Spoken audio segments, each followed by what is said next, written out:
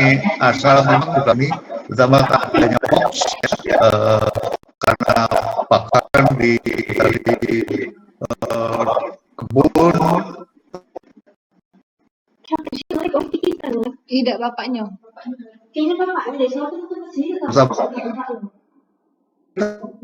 asap terus akan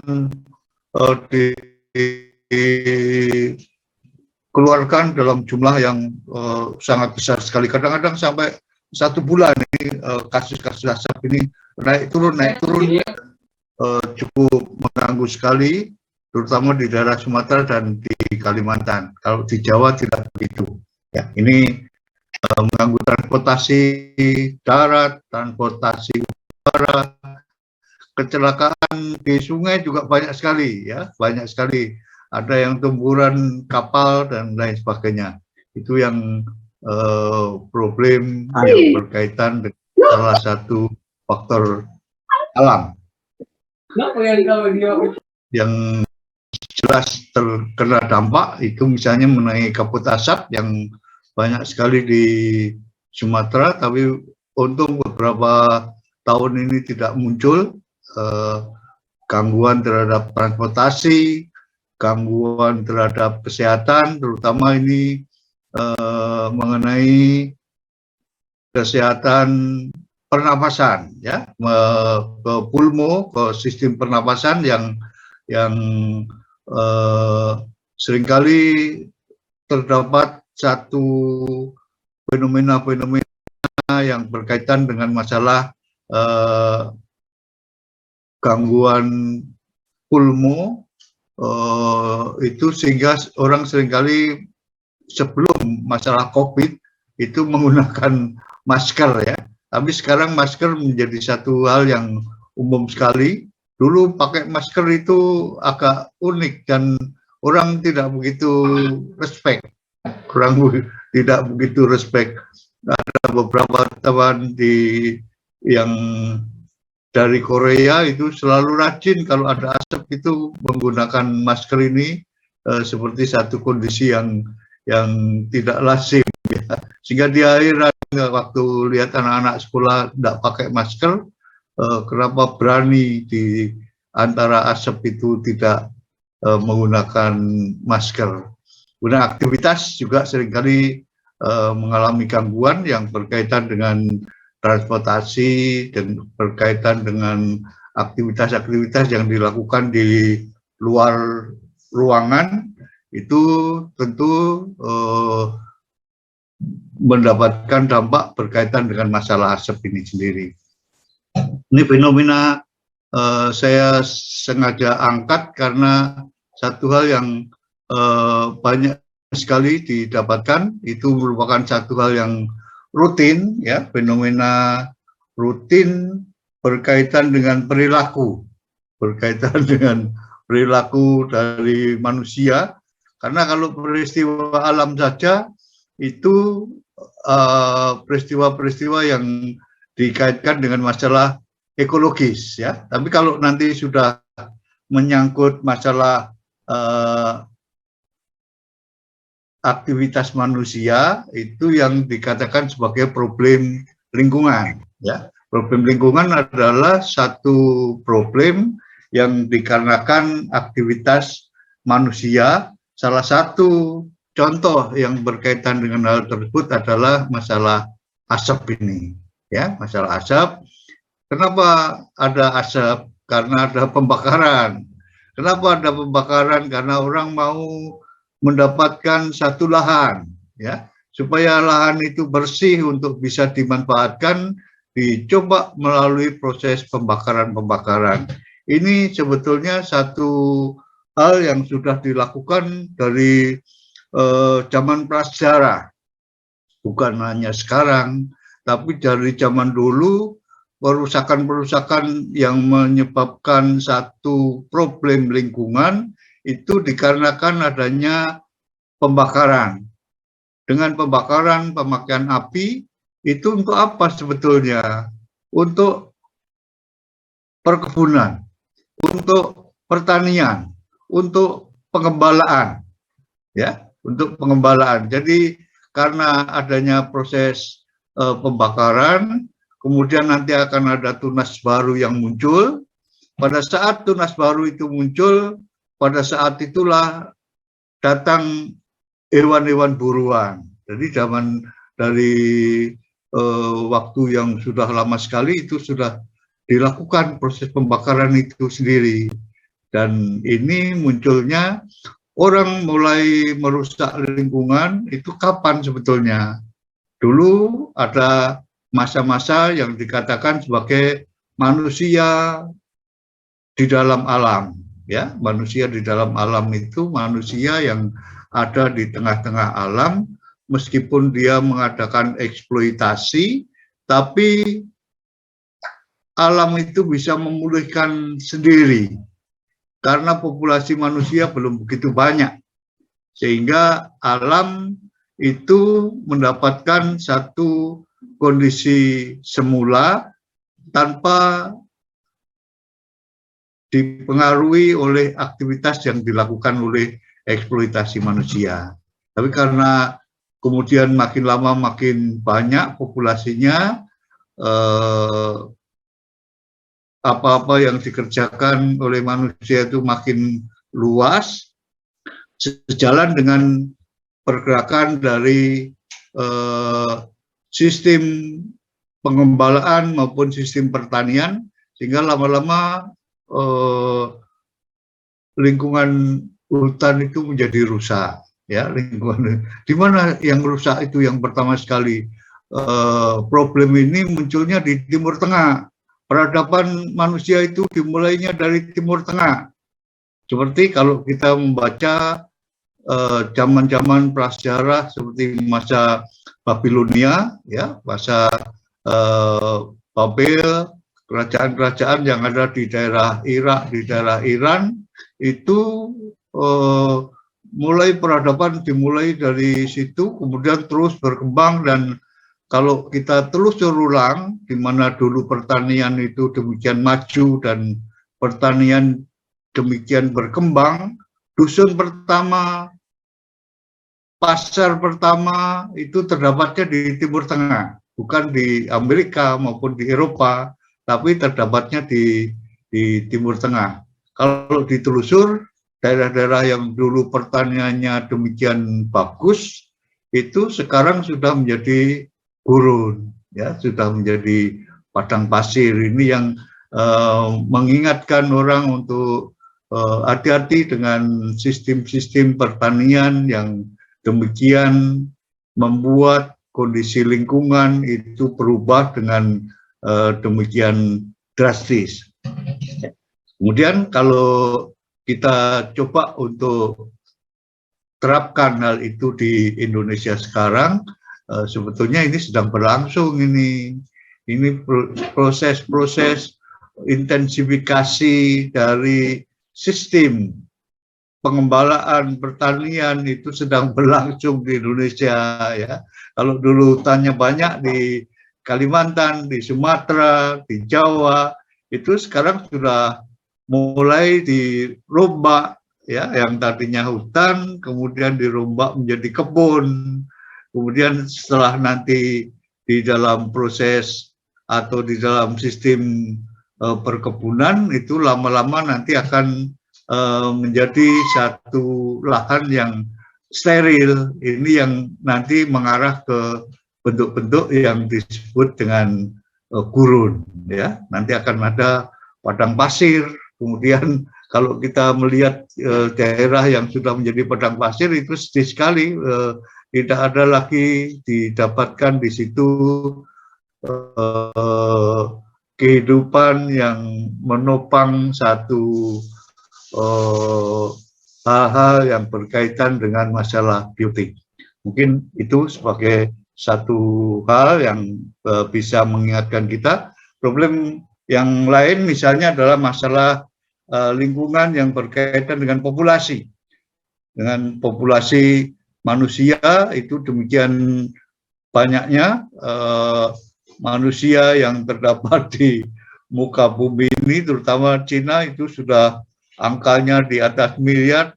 kemudian juga India, Amerika, Indonesia termasuk negara dengan penduduk padat, dan itu ditakuti oleh negara-negara di sekelilingnya karena mau tidak mau pasti ada imbas, mau tidak mau pasti ada pergerakan dari manusia dengan jumlah yang cukup besar itu menuju ke negara-negara sebelahnya yang penduduknya belum begitu banyak. Ya, ini pasti ada imbas. Kemudian tentu di sini nanti bisa berkaitan dengan masalah lapangan kerja, karena penduduknya banyak, untuk mendapatkan lapangan kerja demikian sulit, juga untuk memenuhi kebutuhan energi bagi kehidupan. Ya, tapi masih lumayan kalau Indonesia itu mempunyai lahan yang cukup luas meskipun penduduknya juga termasuk besar, tapi mempunyai satu area yang relatif cukup luas dan agak dibatasi dengan model-model adanya pulau-pulau yang terdapat di Nusantara ini. Ya, itu kemudian problem yang lain yang berkaitan dengan masalah kependudukan itu adalah masalah pangan, ya, masalah ketersediaan bahan makanan untuk bisa memenuhi kebutuhan dari populasi yang terdapat di dalamnya. Tentu ini harus dapat dipenuhi.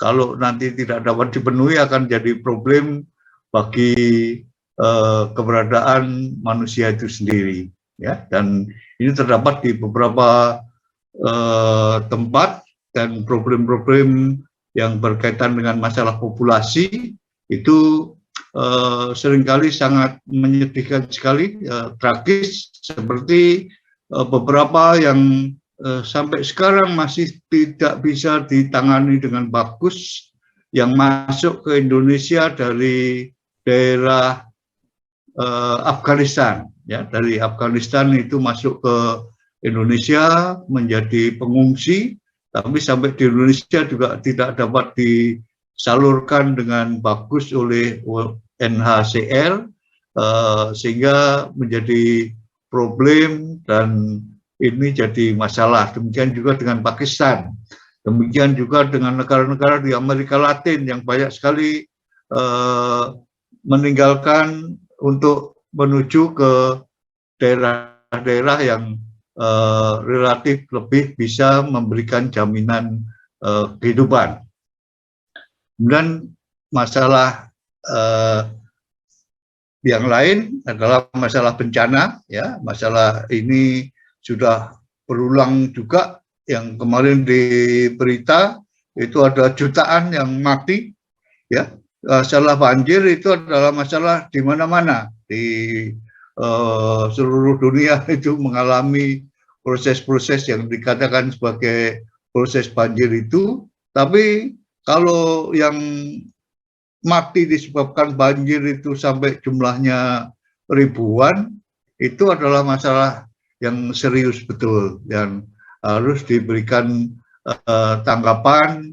Kenapa bisa sampai dengan demikian besarnya orang-orang yang meninggal dikarenakan masalah banjir ini, ya. Dan ini menjadi satu hal yang sangat memperhatikan sekali berkaitan dengan masalah lingkungan hidup, ya. Di banjir di Pakistan yang terakhir itu juga hasilnya masih ribuan yang meninggal. Yang mengungsi itu jumlahnya sampai jutaan, ya. Kalau mengurusi pengungsi dalam jumlah yang besar sekali tentu menjadi satu problem, banyak masalah yang harus ditangani, ya. Kemudian kalau kita coba untuk melihat bagian lain dari bagian tadi adalah masalah banjir, ini ada beberapa tempat yang mengalami problem suhu yang tinggi, ya, suhu yang tinggi. Demikian juga problem-problem yang berkaitan dengan masalah-masalah yang berkaitan dengan masalah lingkungan. Gelombang panas seringkali jadi problem di tempat lain di dalam kondisi kebanjiran, tapi ada di tempat yang lain di dalam kondisi yang harus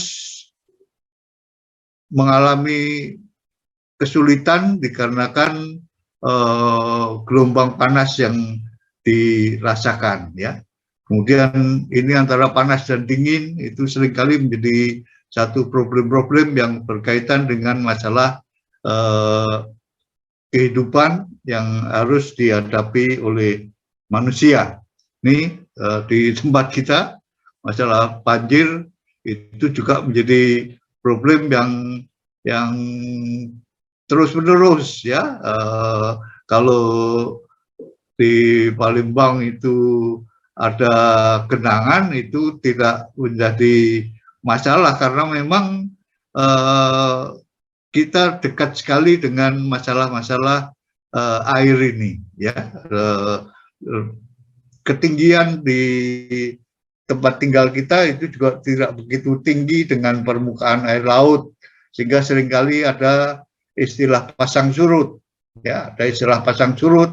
Pada saat pasang itu air naik, kemudian pada saat surut mungkin menjadi kering, dan ini menjadi satu fenomena yang seringkali didapatkan di dalam lingkungan yang ada di sekitar Sumatera Selatan, juga di lintas timur pada bagian Sumatera. Itu merupakan satu area-area yang ketinggiannya masih sangat terbatas sekali. Bahkan nanti di Tenggarai akan jadi problem pada saat air laut itu naik makin hari makin tinggi, ya. Itu menjadi problem. Ini yang diberikan satu hitung-hitungan yang berkaitan dengan masalah lingkungan. Misalnya di sini dikaitkan dengan air laut yang terus akan naik, ya, air laut yang terus akan naik, dan banyak sekali daerah-daerah yang akan tenggelam. Sawah itu misalnya sampai dengan 322 hektar, kalau kenaikannya itu sampai dengan 50 cm, ya. Kalau air laut itu naik sampai kurang lebih setengah meter, itu sawah-sawah yang akan tenggelam itu ratusan hektar. Kemudian kota-kota besar itu juga akan banyak sekali yang akan tenggelam, banyak sekali. Terutama di sini daerah-daerah yang akan tenggelam itu penduduknya banyak. Yang penduduknya banyak dan padat. Ini yang jadi problem. Lalu apakah Palembang itu termasuk daerah yang rawan? Iya, ya, daerah yang rawan di sini yang berkaitan dengan kalau air permukaan laut itu naik, karena ketinggian Palembang itu tidak sampai yang akan tenggelam itu cukup luas sekali. Seperti kalau kita mengalami pasang besar, itu banyak sekali yang sudah terendam, dan di daerah Sumatera, di daerah Kalimantan yang seringkali kita dengar ada proses-proses banjir, itu daerah-daerah rendah yang nanti sangat rentan sekali akan tenggelam pada saat terjadinya kenaikan permukaan air laut. Kenapa air laut itu bertambah? Ini jadi pertanyaan yang cukup unik kalau kita melihat luruan dari es kutub, ya.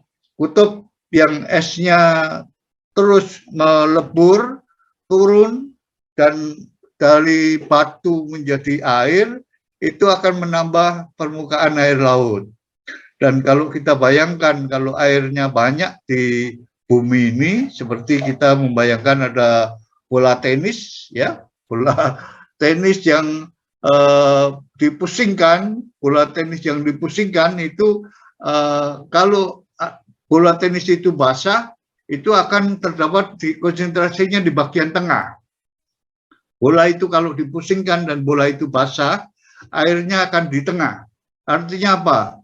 Artinya kalau bumi itu dipusingkan, bumi itu berputar, kalau ada kelebihan air yang dikirim dari kutub yang setiap saat ada peluruan, itu yang banjir duluan bukan kutub, tapi yang banjir duluan itu adalah daerah tropis, ya. Yang banjir duluan itu di daerah tropis, sehingga yang mengalami kebanjiran itu adalah yang pertama maupun yang kedua, sehingga memunculkan pulau-pulau yang ada di daerah Nusantara ini, ya. Kemudian muncullah Pulau Kalimantan, muncullah Pulau Sumatera, muncullah Pulau Jawa, Pulau Bali.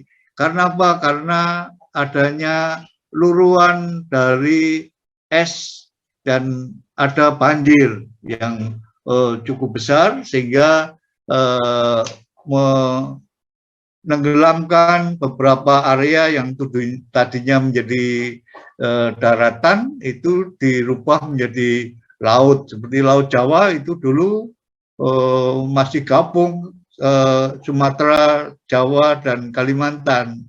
Tapi karena tenggelam, sehingga ada pemisahan antara Sumatera, Jawa, dan Kalimantan. Itu satu konsep-konsep yang sudah berlangsung dan nanti akan berlangsung lagi.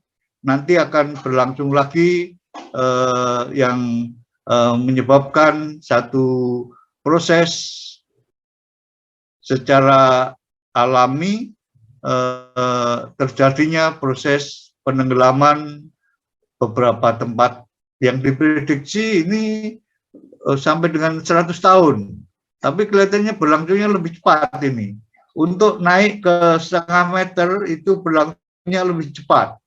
Lebih cepat dari prediksi. Ini yang perlu diwaspadai untuk waktu-waktu yang akan datang. Kemudian kalau kita untuk melihat beberapa hal yang berkaitan dengan masalah lingkungan, ya, berkaitan dengan masalah lingkungan itu antara lain mengapa sih lingkungan itu dipelajari,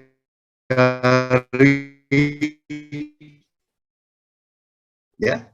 Biasanya studi hadirnya satu problem-problem yang berkaitan dengan masalah aktivitas manusia.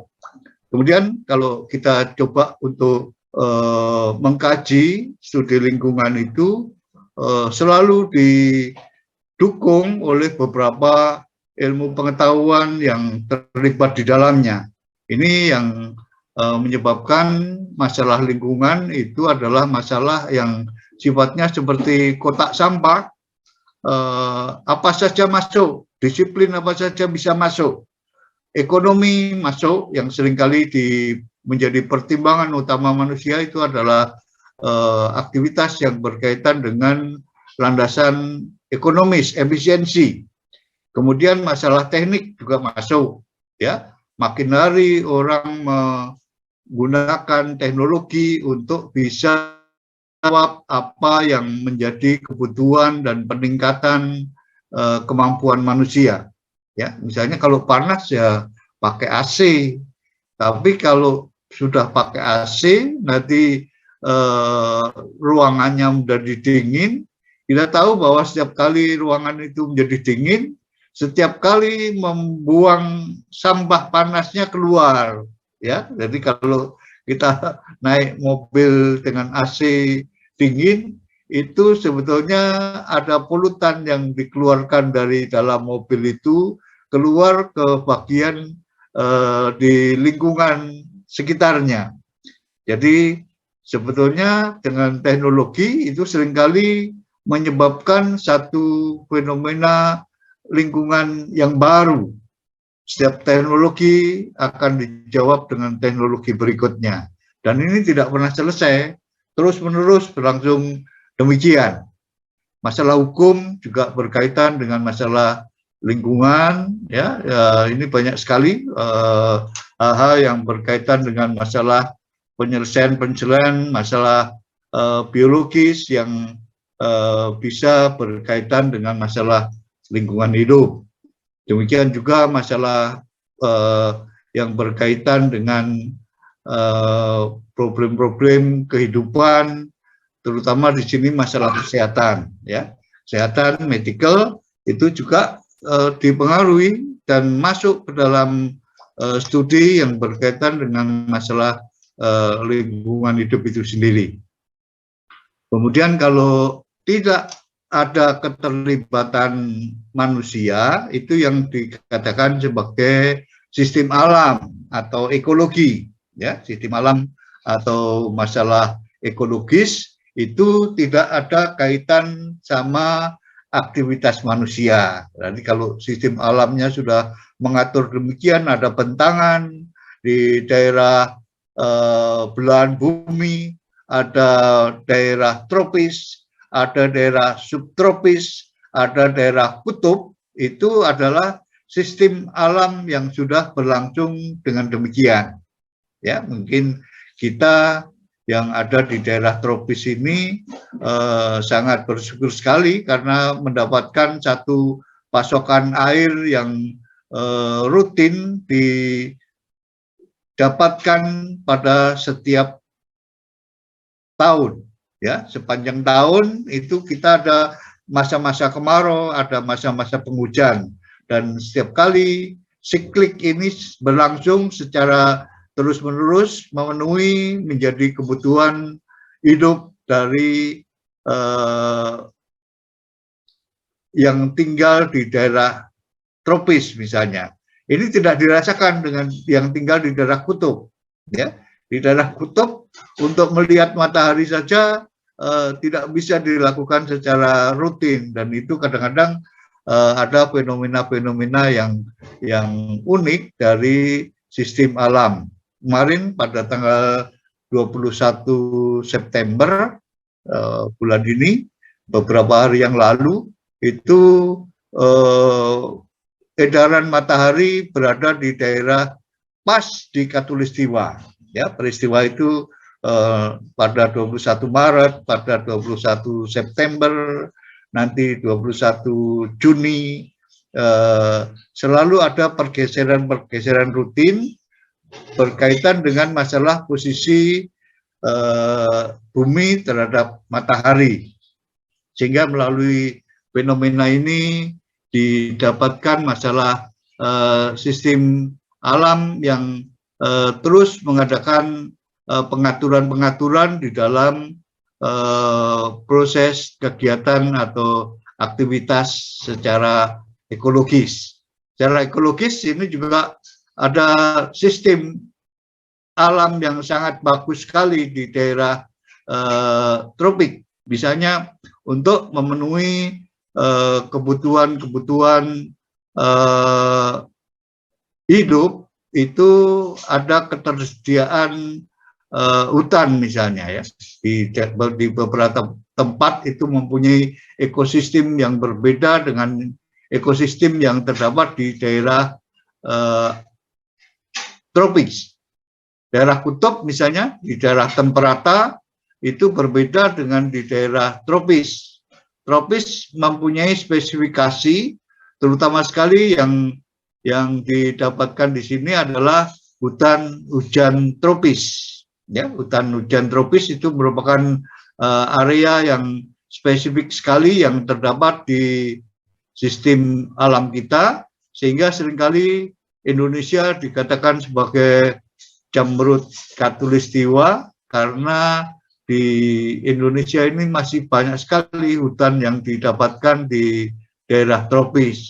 Bersama-sama dengan Brasil, bersama-sama dengan beberapa tempat di daerah di Afrika, ya, itu menjadi paru-paru dunia, menjadi paru-paru dunia. Tapi di Afrika sekarang sudah sangat turun sekali, hutannya sudah sangat turun sekali, dan sebagian besar tinggal padang pasir. Di Amerika Latin masih cukup lumayan, di Indonesia juga masih cukup banyak yang didapatkan di sistem alam kita.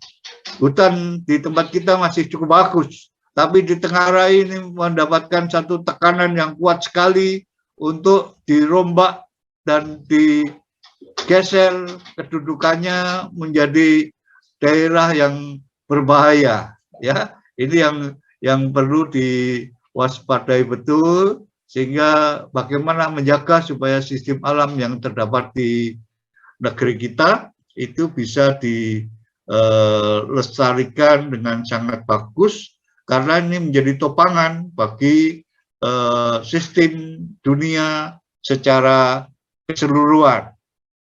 Kemudian kalau kita coba untuk melihat pada bagian isu lingkungan yang ketiga, yaitu mengenai pertumbuhan dan populasi.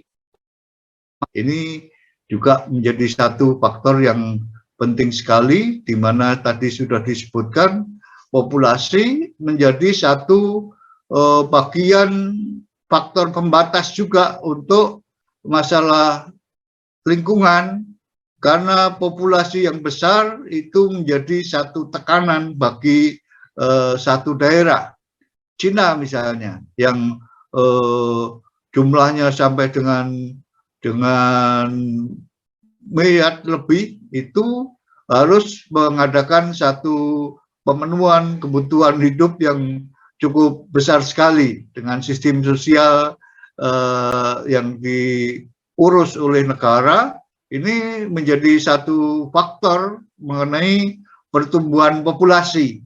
Ya, seperti di Cina sudah ada kebijakan yang berkaitan dengan keluarga berencana, itu anak tidak boleh lebih dari satu. Ini satu kebijakan yang mungkin kalau di tempat kita itu masih ada toleransi sampai dengan jumlahnya 3, tapi sekarang rata-rata itu jumlah anak itu cuma 2, ya, rata-rata jumlah anaknya cuma 2. Kalau di Cina, kalau ada anak yang lebih dari 1, itu jadi masalah, karena nanti anak yang lebih ini akan menjadi anak swasta, tidak dibiayai negara. Nah, kalau apa-apa harus membayar sendiri, kalau hidup butuh air itu harus bayar, kalau butuh listrik harus bayar. Itu kehidupan swasta ini mahal sekali di Cina, sehingga orang seringkali sembunyi-sembunyi. Waktu anaknya sudah ada dan ada anak yang lahir kembali, itu tidak dilaporkan, ya, sehingga tidak ada resiko untuk membayar bagi anaknya. Ini jadi problem. Kalau di Indonesia masih terbatas. Anak yang sampai dengan anak yang ketiga, ya, anak yang berikutnya itu sudah, kalau pegawai itu sudah tidak dijamin, tidak bisa masuk jaminan orang tuanya, ya, menjadi anak swasta dikatakan situ. Ya, ini masalah kependudukan, masalah keluarga berencana. Ini juga aktivitasnya cukup luas, ya, bisa berkaitan dengan masalah medis, masalah medikal, terutama masalah KB. Itu mengapa ada KB susuk? Bagaimana KB susuk itu berperan?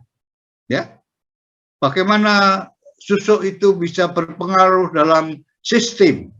Seperti di prinsip biologi kemarin, kita ada metabolisme reproduksi. Di sini KB pil, ada KB susuk, ada KB pria misalnya, ya. Saya penelitian mengenai KB pria itu di Sumatera Selatan dengan Prof. KM Arsyad. Itu Palembang juga dipakai sebagai center untuk penelitian KB pria ini sendiri. yang disebut dengan VTP. VTP itu adalah vasektomi tanpa pisau. Ya, vasektomi tanpa pisau itu artinya bisa dilakukan satu sterilisasi pada laki-laki itu hanya dalam waktu operasi yang sangat ringan sekali, tidak lebih dari 5 menit operasinya. Operasinya operasi di luar ini pada daerah skrotum, pada daerah kantung penis itu ada vas deferens. Vas deferensnya digunting, kemudian dilakukan satu pemutusan vas deferens. Pada saat vas deferensnya diputus, itu tidak bisa lagi menyalurkan spermatozoa ke penis. Sehingga proses inilah yang dikenal dengan istilah sterilisasi. Istilahnya waktu itu dipakai yang diberi pengertian dengan vasektomi tanpa pisau. Ya, itu yang karena orang takut kalau operasi nanti dipotong, diiris-iris, cuman sebetulnya tidak pakai pisau, tapi ini pakai gunting juga, tajam juga ya, pakai digunting sedikit di bagian skrotum untuk memutus vas deferensnya. Ini kalau diikuti sistem ini sangat bagus sekali. Saya teliti apakah ada pengaruhnya pada laki-laki yang di vasektomi itu terhadap proses berkeluarga misalnya. Di dalam hubungan suami istri, apakah ada gangguan? Kami coba untuk menelusur dan mengkajinya. Rupanya bisa berlangsung dengan baik. Dan tidak banyak keluhan-keluhan yang didapatkan kalau pria itu mau ikut keluarga berencana. Biasanya di Indonesia ini semuanya dicurahkan pada ibu-ibu. Ibu-ibu saja yang KB. Ya, entah itu KB pil, entah itu KB hormon, entah itu KB susu, entah itu KB pakai IUD, ya, dan banyak sekali model-model KB yang harus dilakukan pada wanita, pada ibu-ibu, pada laki-laki jarang, Tapi beberapa penelitian di biomedik itu sudah mencoba untuk melakukan satu proses pembatasan populasi ini dengan sistem KB yang menggunakan bahan-bahan alam, ya, menggunakan bahan-bahan alam seperti biji pepaya misalnya, atau menggunakan tanaman-tanaman tertentu yang didapatkan zat aktifnya yang nanti kemudian dapat mempengaruhi sehingga bisa menurunkan sterilitas atau membatasi sehingga kemungkinan untuk bisa berlangsungnya fertilisasi itu bisa dihambat. Ya, itu kaitan dengan populasi manusia, cukup banyak sekali faktor yang bisa terlibat di dalamnya. Yang keempat itu adalah masalah produksi makanan dan kelaparan. Ini tidak begitu banyak, tapi menjadi bagian yang penting, ya. Setelah kemarin perang Ukraina itu baru ketahuan kita bahwa kita itu mendapatkan gandum juga dari Ukraina, ya. Kita tidak tahu kita kalau rupanya sampai di tempat kita bahan makanan yang berupa gandum itu penting sekali. Dari Ukraina dikirim ke Eropa, dari Ukraina dikirim ke Afrika, dari Ukraina dikirim ke Asia, termasuk Indonesia. Itu besar sekali kiriman-kiriman gandum yang diberikan, sehingga waktu ada problem di tempat sumber, itu problem makanan di dunia, ya, termasuk di Inggris sekarang. Posisi di Inggris sekarang sulit sekali untuk bisa mendapatkan makanan, sulit sekali untuk bisa mendapatkan roti. Itu posisi sekarang, dan ini jadi problem. Anak-anak sekolah juga kesulitan untuk bisa mendapatkan makanan ini. Bagaimana makanan itu bisa dipenuhi? Ya, kita untung di Indonesia itu tidak tergantung penuh pada gandum, ada padi, ya, ada cantel, ada jagung, ada banyak sekali macam-macam makanan sumber karbohidrat yang didapatkan di Indonesia. Makanan orang Indonesia juga sangat bervariasi sekali, tidak hanya terbatas pada padi atau beras, tapi bisa juga disuplai dengan substitusi yang berupa kentang misalnya, ya. Di Amerika kentang itu menjadi makanan pokok, tapi di Indonesia ada juga beberapa daerah yang makanannya makan kentang ini, ya. Saya penelitian hampir 1 bulan di daerah Bromo, di Gunung Bromo Tengger, itu makanan orang di sana itu kentang loh. Makanan orang di daerah Tengger itu kentang. Jadi makanan sehari-harinya kentang, bukan beras, bukan nasi, ya. Ini satu hal yang menarik sekali. Di beberapa tempat itu memakan jagung. Di Nusa Tenggara misalnya banyak sekali yang mengkonsumsi jagung. Ada yang mengkonsumsi talas, ada yang mengkonsumsi makanan-makanan itu yang eksotik, itu adalah sagu, ya. Sagu itu bukan gandum, sagu itu didapatkan dari pohon yang ditebang, kemudian dilakukan satu ekstraksi tepung yang terdapat di dalam pohon sagu itu, sehingga didapatkan cairan yang berupa karbohidrat untuk diproses menjadi bahan makanan. Sagu tidak lebih bagus dari beras, tidak lebih bagus juga dari gandum, tidak lebih bagus juga dari talas misalnya. Semuanya adalah karbohidrat. Semuanya adalah karbohidrat yang bisa dipakai untuk memenuhi kebutuhan gula di dalam tubuh. Ini hebatnya Indonesia, ya. Banyak sekali bahan makanan yang bisa dikonsumsi berkaitan dengan masalah varietas. Varietas dari makanan kita itu sangat besar sekali, tapi terutama sekali di sini adalah beras. Cuman tidak harus makan beras, ubi juga menjadi sumber karbohidrat, dan ubi itu sangat bagus sekali untuk bisa memenuhi kebutuhan tersebut. Kalau terpaksa sekali, kadang-kadang pisang itu juga bisa dipakai sebagai bahan makanan pokok, ya. Pisang itu karbohidratnya juga cukup bagus untuk bisa menjadi bagian yang memenuhi. Ini yang mendasari dunia pada posisi-posisi yang menyebabkan beberapa tempat itu kelaparan. Beberapa daerah sekarang, negara-negara itu sudah drop, tidak bisa mendapatkan makanan karena memang tidak ada sumber daya, ekonomi juga sedang resesi, dan ini jadi problem lingkungan. Kadang-kadang orang kemudian menjadi demikian ganas, orang kemudian menjadi saling memberikan serangan satu dengan yang lain untuk bisa memenuhi kebutuhan hidup. Tapi kalau namanya makanan, itu orang sanggup melakukan apa saja untuk bisa makan, ya.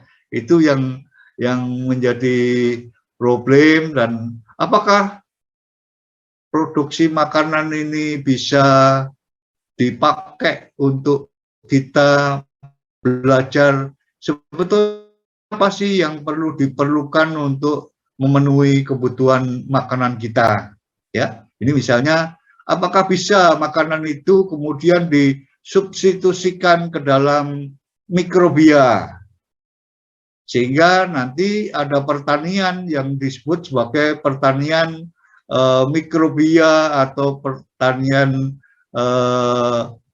pertanian mikro, ya, yang seringkali dulu dikenal dengan istilah single cell protein yang disebut dengan ganggang chlorella, ya. Ganggang chlorella itu bisa diproduksi pertaniannya dan bisa diolah dalam waktu yang cukup singkat, dapat dibuat blooming, dan ini bisa memenuhi kebutuhan protein maupun kebutuhan karbohidrat. Ini yang inovasi-inovasi yang coba untuk diaplikasikan. Apakah bisa misalnya dititipi, kalau kemarin itu insulin bisa dititipkan ke bakteri, ya, insulin itu bisa dititipkan ke pagus, sehingga insulin bisa diproduksi oleh bakteri yang tadinya tidak ada bakteri produksi insulin. Apakah nanti karbohidrat itu bisa dimasukkan juga ke dalam bakteri? Ya, kalau ini bisa dilakukan, kita tidak lagi mengolah makanan melalui perkebunan, tapi cukup memelihara bakteri saja, nanti karbohidrat bisa didapatkan.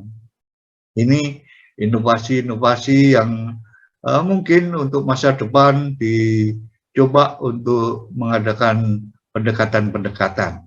Ya, itu sekedar untuk kita melihat apa yang mungkin dilakukan dari kaitannya dengan kebutuhan makanan. Kemudian land use. Yang kelima itu land use pemanfaatan lahan. Pemanfaatan lahan-lahan ini sengaja dibiarkan untuk menjadi hutan saja.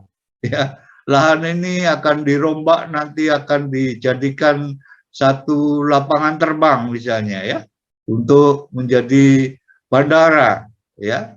Kemudian lahan ini akan dipakai untuk menjadi daerah perkebunan.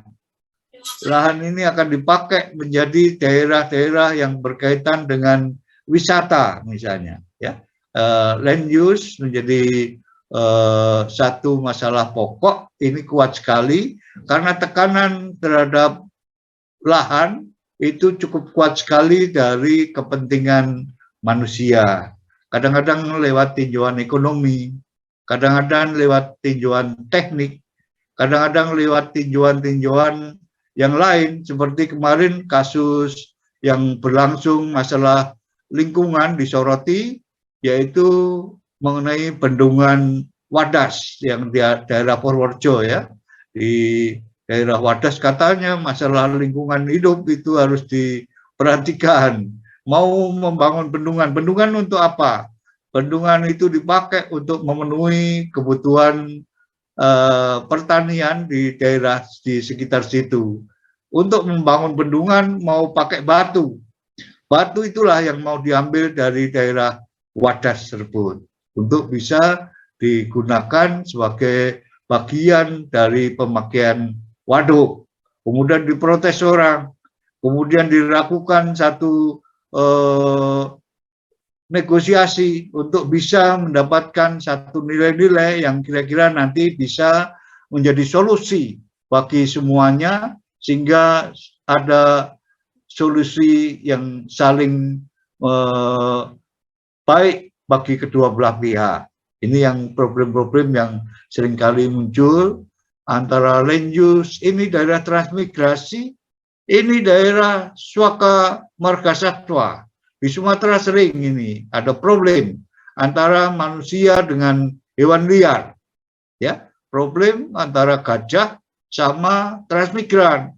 Ini kemarin sempat ramai sekali dilakukan, sehingga ada yang dikenal dengan istilah Operasi Ganesha di Sumatera ini, yang dilakukan penggiringan gajah. Gajah jangan dibiarkan seperti kondisi semaunya sendiri, tapi dicoba untuk dikurung, dikurung di satu tempat, sehingga ada di Lampung itu namanya Waikambas, kemudian ada di Lahat itu namanya lupa saya, ada mahasiswa MIPA yang saya bimbing itu mengadakan penelitian di daerah Lahat ini, untuk mengelola tempat yang dipakai sebagai penampungan gajah. Ya, penampungan. Di Riau juga ada, di Jambi juga ada, di Bengkulu ada, di Sumatera Utara ada. Ya, daerah-daerah yang dipakai sebagai daerah untuk bisa menjadi tempat untuk penampungan gajah-gajah tersebut. Dan ini sesuai dengan kondisi-kondisi yang diperlukan di dalam proses untuk mendapatkan satu solusi di dalam pemakaian lahan. Ini cukup banyak. Apakah lahan ini bisa dipakai untuk sawit? Apakah lahan ini bisa dipakai untuk karet? Itu yang mengalami perubahan-perubahan besar sekali di Sumatera. Banyak sekali investor-investor dari luar yang di Malaysia sana sudah tidak ada lagi lahan, kemudian lari ke Indonesia. Dia mempunyai modal untuk bisa membuka lahan di daerah Sumatera maupun Kalimantan. Ini yang kemudian jadi problem, termasuk kemarin yang lahan yang luas sekali berkaitan dengan masalah sawit yang terdapat di Sumatera maupun yang terdapat di Kalimantan. Ya, ini mengenai pemakaian lahan, apakah mau disawitkan semua? Kalau mau masuk ke perkebunan semua, seperti contoh yang ada di Timur Tengah, itu proses penggurunan sedang berlangsung. Ya, kalau nanti dirombak menjadi daerah perkebunan, itu yang menjadi masalah yang dihadapi oleh manusia. Kemudian extinct itu adalah kondisi-kondisi yang berkaitan dengan masalah kepunahan. Extinct, masalah kepunaan, juga mengenai sumber daya genetik. Ini penting sekali. Ini penting sekali karena setiap kali bumi bergerak, setiap waktu berjalan, itu yang punah banyak sekali. Yang punah banyak sekali. Kadang-kadang belum dipakai untuk manfaat bagi manusia, hewan maupun organisme maupun tumbuh-tumbuhan, itu sudah punah dan tidak bisa ditemui lagi. Ya, kalau belajar dari kondisi ekstinksi, ini Indonesia masih cukup beruntung, masih beruntung. Ada satu ekstinksi yang kemudian menjadi kebanggaan dunia. Itu yang dikenal dengan istilah ora atau komodo. Ya, komodo itu sekelas dengan dinosaurus. Di tempat lain sudah tidak ada lagi. Di tempat lain hanya tinggal cerita, dan itu dijadikan cerita fiksi. Bagaimana dinosaurus itu berkembang, tapi di Indonesia ini masih bisa dilus, ini masih bisa dilihat, ini masih bisa dikasih makan, kemudian masih bisa dikunjungi dengan sangat baik sekali. Ya, itu ekstinksi. Komodo, kemudian ada rhinoceros, sundaicus, badak, itu juga merupakan satu fenomena hewan yang sangat dilindungi sekali di dunia, yang culanya hanya satu. Ya, kalau di Sumatera ada yang culanya 2, itu cukup banyak. Di Afrika juga ada, di India juga ada. Tapi yang culanya 1 itu hanya di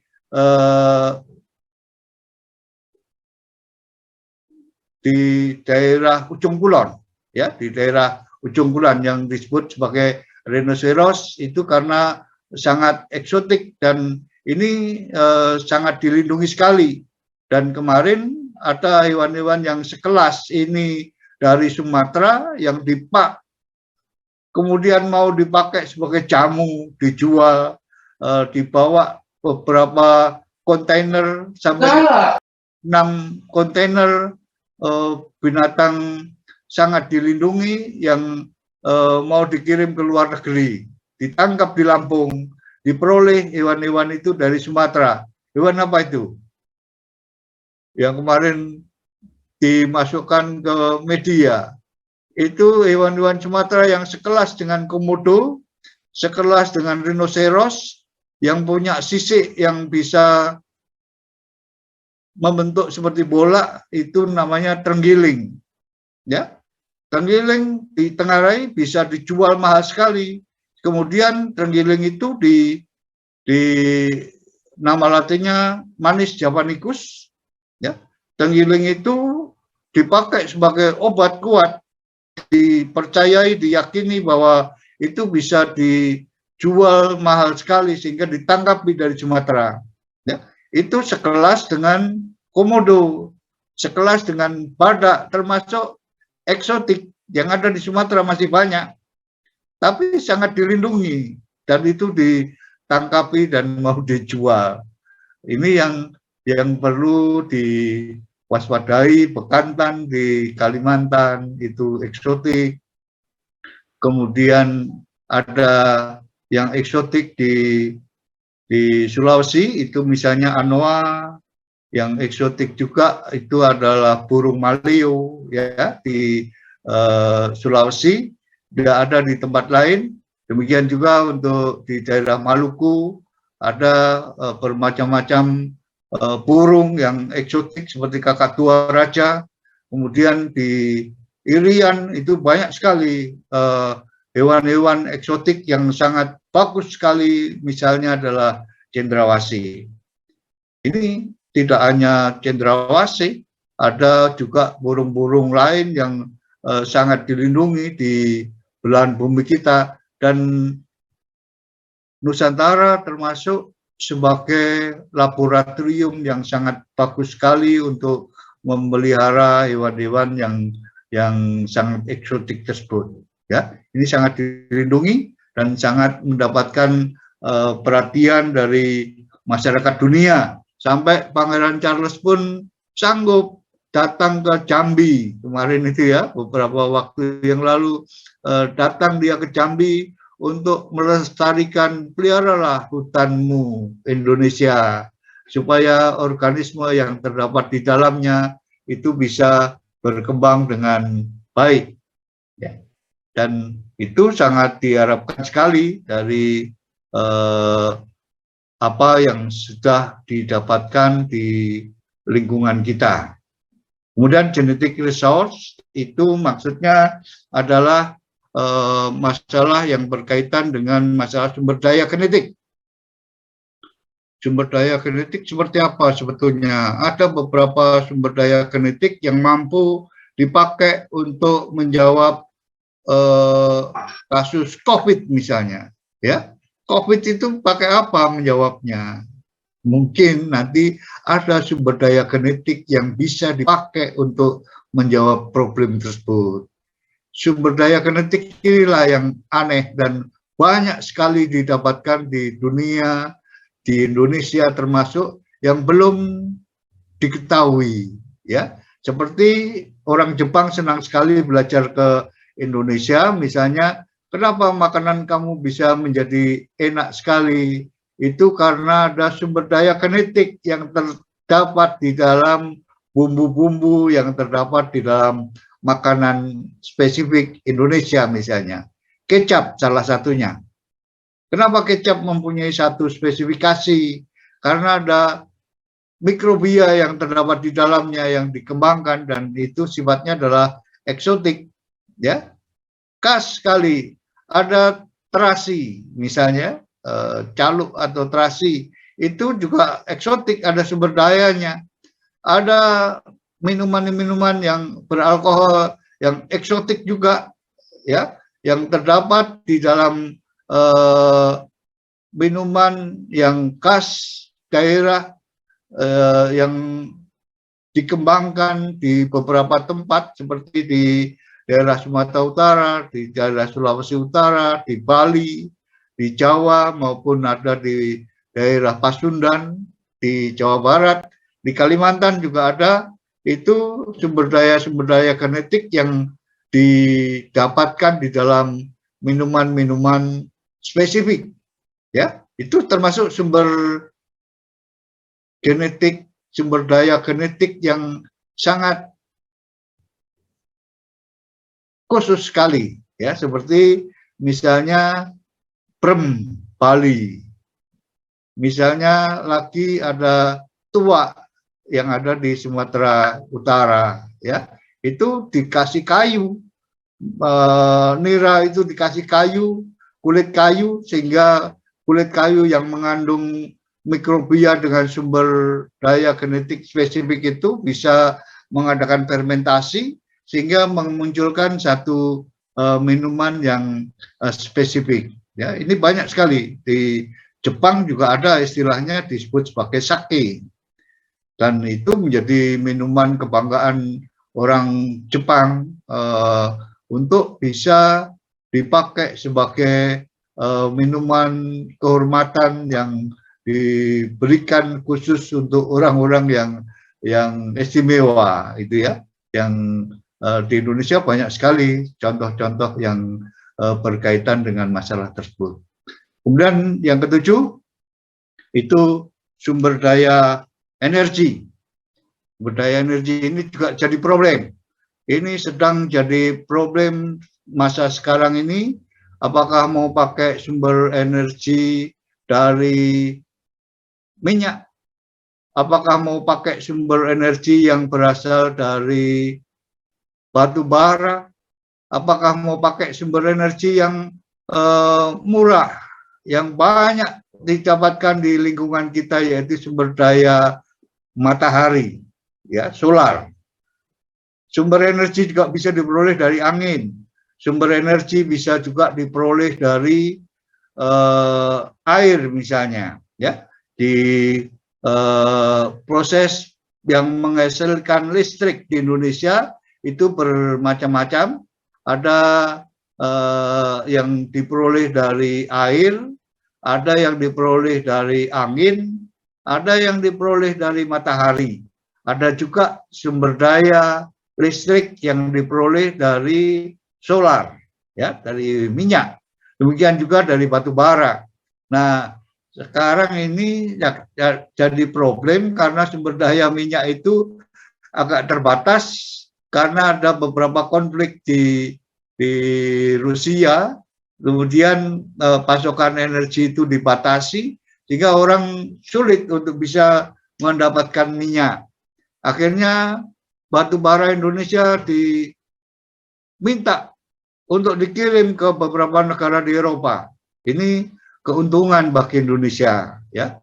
Tapi kembali pemanfaatan ke batu bara itu menjadi problem. Nanti yang ke-8 ini, pemakaian sumber energi dan konsekuensi. Batu bara itu sudah lama ditinggalkan oleh Eropa. Yang masih pakai itu Cina. Ya, masih pakai batu bara itu Cina, Amerika masih pakai. Tapi Eropa sudah ketakutan karena kemarin ada kasus yang berkaitan dengan batu bara. Itu malapetaka batu bara itu malapetaka lingkungan yang besar sekali yang disebut dengan acid rain, yaitu hujan asam. Hujan asam itu malapetaka bagi kehidupan. Hasil dari pemakaian batu bara yang berlebihan itu kemudian menyebabkan satu polutan udara yang kemudian kalau turun nanti bereaksi dengan yang terdapat dalam kimiawi alam, akhirnya menjadi satu air yang asam yang kalau diturunkan nanti bisa menyebabkan kematian biotik yang terdapat di lingkungan yang kejatuhan hujan asam itu sendiri. Ya, itu misalnya kalau pakai payung hujan itu bolong juga kena asam itu. Kalau kena cat mobil luntur juga catnya. Dan ini kalau masuk ke danau, ikan-ikan mati semua. Itu jadi problem pemakaian batu bara itu. Tapi sementara ini karena minyak sulit, batu bara itu masih diminta juga ke Eropa masuk. Ya, kemarin ada klaim dari Polandia atau dari mana itu dikasih batu bara yang dijual oleh distributor yang kurang begitu profesional, sehingga dikasih batu bara yang kurang bagus, ya, sehingga diklaim batu bara Indonesia kurang begitu baik, ya. Padahal banyak sekali yang batu bara yang pertama sekali itu yang ada di Sumatera Barat, Sawah Lunto. Kemudian yang besar sekali itu adalah yang ada di Tanjung Inim, yang merupakan satu sumber batu bara yang luar biasa besarnya dan menjadi kebanggaan dari daerah Sumatera Selatan, sehingga dikatakan sebagai lumbung energi. Ini tapi ada problem, ya, ada konsekuensi. Setiap kali pemakaian energi itu ada konsekuensinya. Ini yang menjadi masalah. Kemudian kalau sumber daya yang lain, misalnya bahan bakar minyak, itu juga ada konsekuensinya.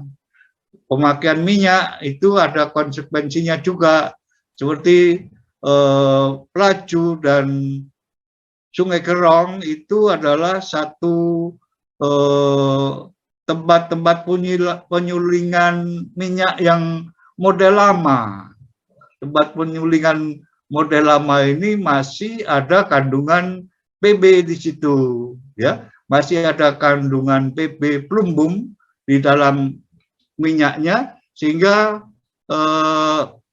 ada polutan. Setiap kali pemakaian BBM yang diperoleh dari Sumatera Selatan itu ada polutan-polutannya yang berupa CO, ini yang membuat ngantuk, ya. Kalau ada yang bocor, AC dihidupkan di dalam mobil, kemudian ngantuk, tahu-tahu tertidur, tahu-tahu sudah meninggal. Itu ada beberapa kasus yang demikian, karena kebocoran dikarenakan CO. PB juga banyak ini diteliti oleh kawan-kawan yang belajar di biomedik, itu mempelajari mengenai polutan PB yang terdapat di dalam minyak, karena itu nanti bisa berpengaruh ke kesehatan, mengaruh ke hepar, mengaruh ke ginjal, dan lain sebagainya. Ada konsekuensi yang bisa dimunculkan dari pemakaian BBM. BBM itu sebetulnya apa? BBM itu sebetulnya adalah plankton. Dulunya adalah plankton. Kehidupan yang terdapat di laut yang jumlahnya sangat besar sekali, yang bertumpuk sehingga mendapatkan kompresi dan tertekan di antara batu, sehingga muncullah apa yang disebut dengan minyak. Sehingga waktu ngebor, waktu orang mau eksplorasi untuk mendapatkan minyak, itu selalu mendapatkan organisme-organisme laut. Organisme laut sebagai bagian yang nanti menjadi petunjuk bahwa minyak itu akan segera didapatkan. Sehingga muncullah perusahaan-perusahaan minyak yang namanya Shell, ya, kerang. Kemudian simbol dari Pertamina dulu juga seperti tangkur kuda, ya, tangkur kuda satu hewan laut yang didapatkan dengan untuk simbol dari pertama waktu pengeboran itu seringkali ditemukan fosil ini, ada tangkur kuda, ada Shell, kemudian ada nama-nama lain yang berkaitan dengan masalah yang berkaitan dengan minyak, ya. Ini sehingga kalau ini harganya mahal, memang seharusnya demikian. Nggak bisa dibuat ini. Waktu processingnya jutaan tahun, tidak mungkin bisa dilakukan pembuatan, sehingga ini sangat berharga sekali. Tidak harus diambur-amburkan. BBM tidak harus diambur-amburkan. Untuk itu dijaga supaya jangan dibuat murah, ya.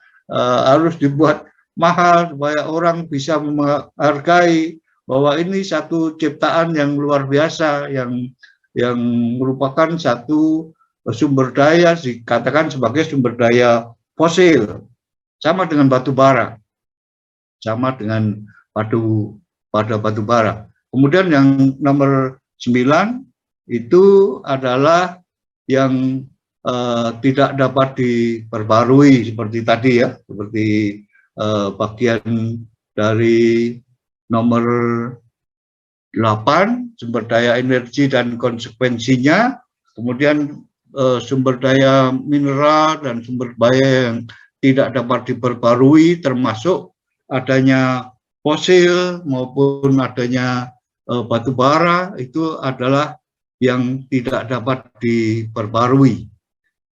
Kemudian kalau kita mencoba untuk melihat bahwa ada komponen-komponen mineral yang penting, yang kemarin jadi ramai, Indonesia dituntut oleh Eropa karena membatasi pembelian dari nikel, ya, nikel itu adalah sumber daya mineral yang di Indonesia banyak. Litium juga banyak di Indonesia ini yang dibangga-banggakan. Nanti kalau kita pakai HP itu pakai litium, itu pakai bisa menyimpan energi dalam waktu yang cukup lama. Kalau kita mengolah charger itu disimpan, dipakai litium di dalamnya, dan itu di tempat kita banyak sekali ya sumber daya seperti itu, termasuk nikel yang kemudian dituntut oleh Uni Eropa karena Indonesia menghentikan pasokan nikel, mau dikelola sendiri untuk bisa dibuat bagi kebutuhan barang-barang jadi, ya. Ini yang masih dalam proses, ini tuntutan itu masih berlangsung.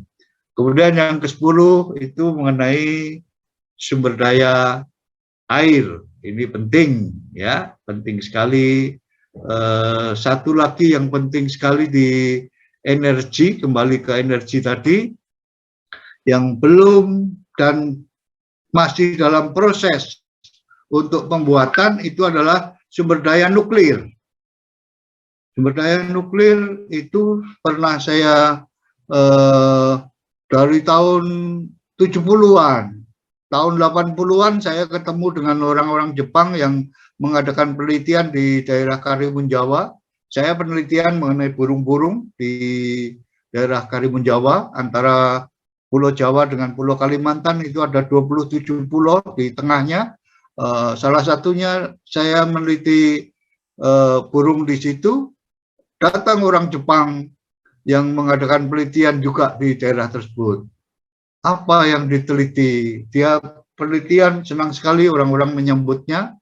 Rupanya yang diteliti adalah mencari pulau untuk bisa dipakai sebagai tempat untuk membuang sampah nuklir. Mau dijadikan satu proyek kalau nanti yang dikatakan sebagai proyek Muria, ya, Gunung Muria itu mau dipakai sebagai daerah untuk listrik yang sumber dayanya adalah nuklir, ya, sumber daya nuklir diteliti oleh Batan. Kemudian orang Jepang itu mengadakan penelitian untuk mencari tempat pembuangan sampahnya, dan ini tentu menjadi satu hal yang membahayakan sekali, tapi mudah-mudahan ada kebijakan-kebijakan yang terbaik sehingga sampai sekarang, dari tahun 80-an mungkin sudah 40 tahun, itu proyek nuklir itu belum bisa direalisir, ya, proyek nuklir itu belum bisa direalisir karena di Indonesia masih banyak alternatif sumber daya yang lain, masih banyak untuk bisa memberikan jawaban terhadap kebutuhan mengenai sumber energi. Bahkan sampai sekarang di Jawa itu listriknya sudah kelebihan. Listrik di Jawa, di Sumatera itu sudah lebih, ya, sehingga diusahakanlah kemarin mau menggantikan tabung melon gas itu menjadi listrik, ya, karena listriknya banyak sekali, listriknya sudah banyak sekali. Cuman ini jadi problem lagi karena gas itu menjadi subsidinya sangat besar sekali, yang mestinya harganya sampai dengan 60.000, ini cuma dijual 20.000, yang 40.000-nya subsidi itu, ya, subsidinya sampai 40.000 kalau satu tabung itu, sehingga kalau 3 kilo sampai 40.000, nggak tahu orang, nggak peduli, pokoknya memang harus disubsidi. Tapi prakteknya banyak restoran pakai, prakteknya kemudian ini dikelola, melon-melon ini dimasukkan ke tabung biru, ke tabung yang 12 kilo, ke tabung yang lebih tinggi, sehingga muncullah satu proses pencurian subsidi yang terus mengalir dari perilaku orang Indonesia. Itu memang sangat tidak disiplin dalam hal untuk mencari nafkah untuk memenuhi kebutuhan hidupnya. Kembali ke sumber daya air, ini menjadi satu bagian yang penting, karena dari sumber daya air inilah kehidupan. Ya, kalau tidak ada air tawar, tidak bisa ada kehidupan yang berjalan. Harus ada air tawar ini. Ada cerita yang orang yang mengelola aqua dalam botol yang cuman berisi sepertiga, ya, sepertiga botol kemasan, air kemasan itu dibawanya waktu dia hanyut dari daerah Semarang menuju ke hanyut di air karena naik di pelampung, karena kapalnya terbakar, dia hanya membawa sepertiga air botol itu dan dipakai berenam. 6 orang di pelampung itu. 6 orang di pelampung yang hanyut di laut, dibawa dari Jawa Tengah, kapal Senopati waktu itu, di atas Semarang, terbakar, dia loncat masuk ke laut, dan ada beberapa potong roti dan sepertiga air mineral, kemudian dibawa hanyut sampai ke daerah Jawa Timur, sampai disepakati di situ bahwa minumnya hanya 1 tetes saja setiap kali minum, ya, 1 tetes dibagi 6 orang, 1 tetes, 1 tetes, 1 tetes, nggak boleh lebih, karena kalau minum air laut nanti akan problem, dia perlu air tawar. Sampai di Jawa Timur, di daerah ada Pulau Bawean, di situ ada krik untuk tempat pengeboran minyak di tengah laut, dia tersangkut di situ, sudah lemas semua, tapi masih hidup. Karena memanage dilakukan oleh awak kapal yang tahu cara untuk kehidupan yang dalam kondisi berbahaya, itu air harus dikelola dengan sangat baik sekali. Ya. Air di Indonesia cukup bagus, air di Indonesia cukup melimpah, dan ini harus dikelola dengan bagus. Bagaimana mengelola air? Tidak harus dengan waduk, tapi kalau air itu dicurahkan ke gunung, itu akan disimpan dalam waktu yang lama, apalagi gunung itu ada hutannya. Ya, itu saya senang sekali waktu saya lahir di Solo. Kalau ke barat sedikit itu ada daerah Sunggingan, Boyolali, Klaten, itu banyak sekali apa yang disebut dengan umbul, ya, air yang keluar dari dalam tanah, air yang memancar dari dalam tanah. Umbul Cokro-Tulung itu sebagai sumber air di daerah Solo. Kemudian juga ada tempat-tempat lain di Sumatera, misalnya di daerah Tarutung, itu ada air yang mengalir terus sepanjang waktu. Air itu keluar dari batu, ya. Dari mana dia? Dari hujan yang ditampung oleh hutan dan di gunung, kemudian memenuhi kebutuhan hidup bagi kehidupan. Ini yang sangat menarik sekali, yang coba untuk dikelola sehingga sumber daya air itu betul-betul dimanfaatkan untuk kehidupan. Kemudian lingkungan kesehatan ini masih jadi problem ya di negara kita. Itu spesifik kesehatannya adalah kesehatan tropis. Kesehatan tropis masih dikaitkan dengan banyak sekali kasus-kasus yang berkaitan dengan parasit, ya, masalah bakteri, masalah virus, masalah cacing, masalah yang berkaitan dengan parasit-parasit itu masih cukup banyak sekali di tempat kita. Misalnya masalah yang di Musi Banyuasin banyak sekali di Tengare untuk kesehatan secara nasional itu adalah masalah kaki gajah, ya, elephantiasis. Elephantiasis itu endemik di Banyuasin. Ini menjadi sorotan. Apa itu kaki gajah? Itu dikarenakan karena cacing. Kalau cacing yang menyumbat sistem pembuluh limpatik sehingga kakinya menjadi bengkak, sehingga ada problem-problem yang berkaitan dengan kesehatan. Masalah TBC, masalah AIDS, masalah yang berkaitan dengan, kalau COVID itu mendunia, ya. Kalau COVID itu mendunia semuanya mendapatkan satu bagian, tapi penanganan yang berkaitan dengan COVID itu menjadi pembelajaran yang sangat baik untuk kehidupan kita berkaitan dengan kesehatan. Masalah diare juga menjadi satu problem yang umum sekali di masyarakat kita, dikarenakan MCK yang kurang bagus, pengelolaan sampah yang tidak bagus, sehingga memunculkan masalah-masalah yang berkaitan dengan diare, yang mati banyak sekali dikarenakan diare ini. Ya, ini yang mungkin nanti bisa menjadi sorotan kita untuk boleh menangani, tidak hanya menghadapi masalah-masalah yang kesehatan yang umum, banyak sekali masalah stroke misalnya, masalah jantung, masalah yang berkaitan dengan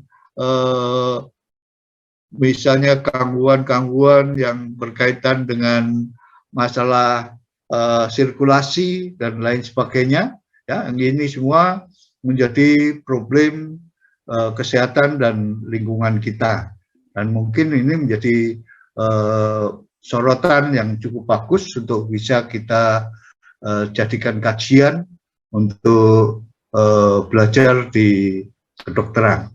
Yang ke-12 itu kontrol pest dan weeds, itu tidak langsung ke pest, itu gulma dan hama, ya. Hama dan gulma itu problem di perkebunan, di pertanian. Di pertanian itu ada masalah hama, kemudian ada gulma. Untuk bisa menghapus hama dan gulma itu digunakanlah bahan kimia. Ini yang jadi problem kesehatan. Ini yang jadi problem kesehatan cikal bakal kasus-kasus yang nanti kaitannya sama kesehatan. Misalnya kasus penyemprotan, ya, penyemprotan untuk membunuh ilalang yang ada di kebun, itu disemproti semuanya, dan bahan-bahan yang disemprotkan ini kadang-kadang tidak hilang, tapi nanti akan terbawa panjang, kadang-kadang masuk ke dalam serangga. Kalau serangga itu nanti dimakan unggas, bahan itu akan pindah ke unggas. Kalau bahan itu nanti dibawa sampai ke sungai, ya, hewan-hewan kecil itu masuk, dibawa hujan ke sungai, dimakan ikan. Bahan-bahan kimia untuk bahan pest dan weed tadi akan masuk ke ikan. Kalau ikan itu nanti sudah makan plankton dalam jumlah banyak yang mengandung bahan-bahan yang berkaitan dengan pest dan weeds. Kemudian ikan itu juga mengandung racun. Kalau ikan ini sudah kena racun, kalau nanti diambil, ditangkap untuk dibawa menjadi sajian, akhirnya racun itu sampai ke piring. Dan ini biasanya kebiasaannya yang dikenal dengan masalah akumulasi, itu makin banyak dia makan, makin banyak kandungan pestisida yang terdapat di dalamnya. Itu kasus insektisida, pestisida itu panjang. Dan ini tidak akan selesai dalam waktu yang singkat. Kontaminasinya bisa ke air, kontaminasinya bisa ke tanah, kontaminasinya bisa melalui rantai makanan. Dan ini nanti akhirnya sampai ke piring kita. Nanti jadi problem cancer, nanti ada problem-problem kesehatan yang lain yang berkaitan sumbernya sebetulnya dari pestisida maupun dari insektisida. Ya, itu case yang didapatkan. Jadi kuliahnya dari sini aja, dari introduksi lingkungan ini ya. Jadi satu slide ini yang merupakan lingkungan yang seringkali menjadi bagian yang penting di dalam kita memperhatikan masalah lingkungan hidup. 13 mengenai polusi air, ini banyak faktor yang disebabkan oleh adanya polutan, bisa dari polutan industri, bisa juga dari polutan langsung dari pemukiman, bisa juga polutan-polutan itu berasal dari sampah dan lain sebagainya. Ya, jadi polusi air yang seringkali jadi problem itu misalnya kasus-kasus air kemudian menjadi tidak bisa dimanfaatkan oleh manusia karena berbau. Air tidak bisa dimanfaatkan karena ada deterjen. Air tidak bisa dimanfaatkan karena ada kandungan-kandungan yang berbahaya, misalnya logam berat. Ya, yang ini seringkali tidak hati-hati orang Indonesia itu, tidak peduli dia. Seperti pendulang-pendulang emas yang menggunakan merkuri. Merkuri dipakai orang untuk menangkap emas, ya, tapi seringkali merkuri itu lepas dan ada banyak sekali bertebaran di perairan. Ini tentu menyebabkan adanya polusi daerah perairan. Ini jadi problem. Kemudian pemakaian juga bahan-bahan tekstil misalnya ya, pewarna dan lain sebagainya, itu seringkali membuat satu perairan itu tercemar, tapi tidak pernah ada kasus penangkapan perusahaan yang dikarenakan mencemari lingkungan. Ya, undang-undang lingkungan itu sudah ada dari tahun 82, tapi sampai sekarang masih belum ada yang ditangkap, dihukum dikarenakan masalah lingkungan ini. Ya, ini yang aneh di Indonesia ini. Masalah lingkungan, polusi air banyak, polusi udara juga banyak. Contohnya yang tadi dibuka di depan mengenai asap. Polusi udara bisa mengenai kebisingan misalnya, ya, yang dekat lapangan terbang itu akan ada suara-suara yang sangat menjadi polutan. Kalau pesawat itu mau naik suaranya keras sekali. Kalau turun masih lumayan, ya, turun itu tidak begitu keras. Tapi pada saat naik suaranya keras sekali. Dan ini jadi problem. Tapi saya tertarik dengan ini, ada penelitian yang berkaitan dengan masalah polusi kebisingan ini yang disebut dengan telinga manusia itu menyesuaikan dengan kondisi polutan. Misalnya orang-orang yang tinggal di bandara, orang-orang yang di dekat rel kereta api, itu bisa tidur dengan nyenyak waktu kereta itu lewat, waktu pesawat itu mau berangkat. Itu orang-orang sudah kebal telinganya, ini yang disebut dengan maladjustment, ya, pengkondisian dengan situasi yang salah, ya, sudah dikondisikan salah, tapi karena berulang-ulang sudah tidak merasa salah lagi dia, sehingga telinga kita pun sudah tidak sensitif, sudah nyaman dengan suasana yang bising seperti itu, ya. Juga kalau kita mendengarkan musik misalnya, kalau ada yang kebisingan itu mesti diatur, ya. Kemudian solid waste itu mengenai sampah padat. Ini banyak sekali modelnya. Sampah padat itu bisa mempunyai satu varian yang sangat besar sekali. Di Palembang sudah cukup bagus pengelolaan sampah padat. Yang sering kali menjadi problem sekarang adalah plastik yang luar biasa banyaknya, luar biasa besarnya, dan ini harus diberikan perhatian yang cukup baik untuk bisa mengelola sampah plastik tersebut.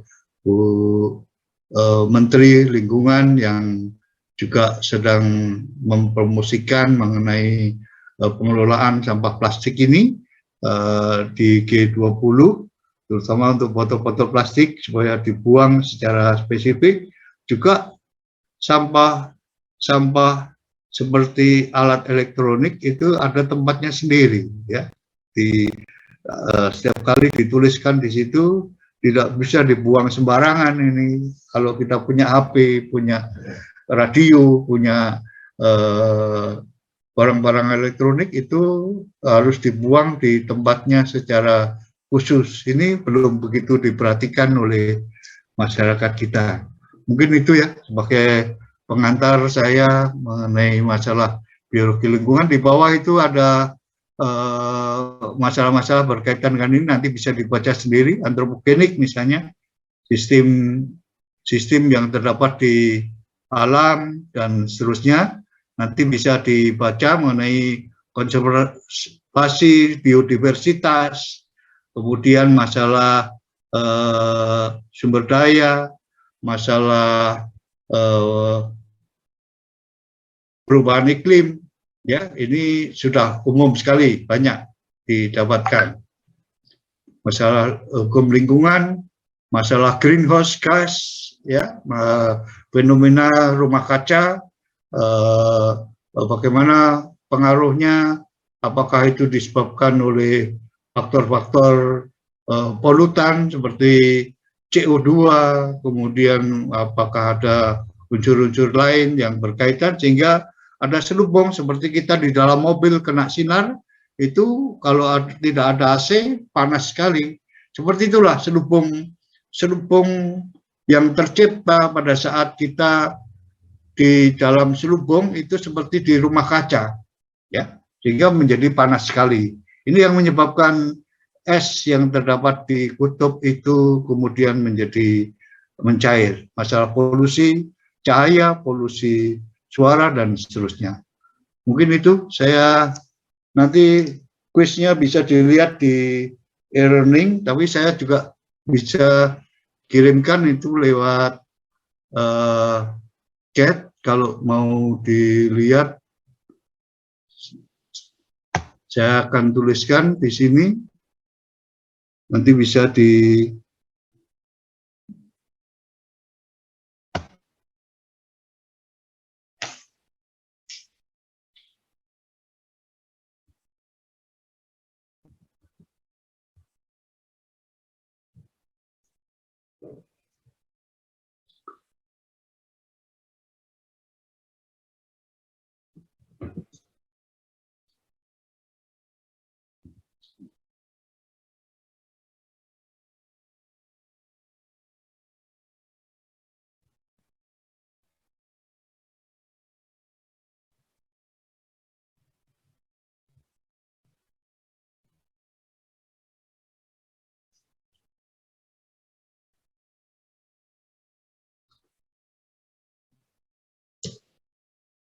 Ini sudah kelihatan di chat.